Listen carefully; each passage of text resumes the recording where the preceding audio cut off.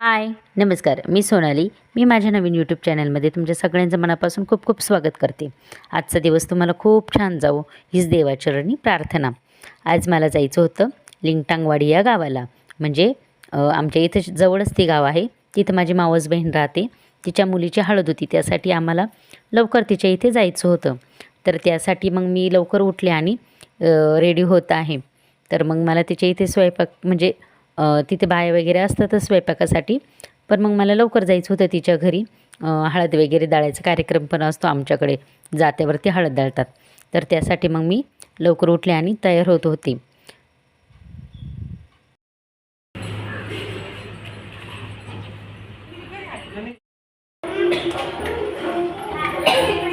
चहा पाणी करायचं काम चाललंय. पूजा कधी आली?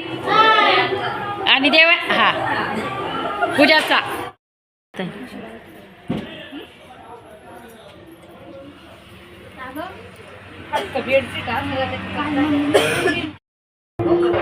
मग आता सर्व मिळून जाईल.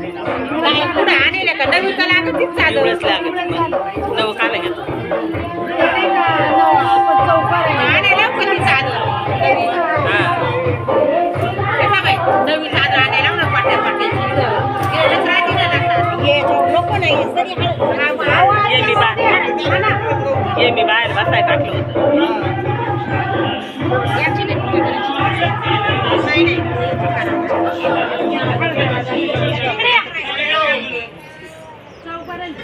मी सगळ्याजणी हळद दळण्यासाठी बाहेर आलेलो होतो आणि म्हणजे दगडावरती हळद फोडायची असती. हळद थोडीशी फोडण्यापूर्वी सगळ्यांना हळदी कुंकू वगैरे लावून घ्यायचं असतं.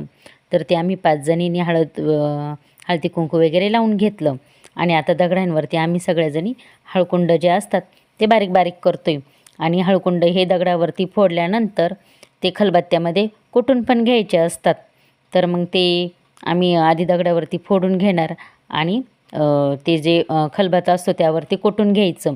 आणि खलबत्त्यामध्ये कुटल्यानंतर ते सर्व आम्ही जात्यामध्ये दळणार आहोत. तर अशा प्रकारे जात्यावरती खेड्यावरती हळद दळली जाते आणि मग ती नवरीला लावली जाते.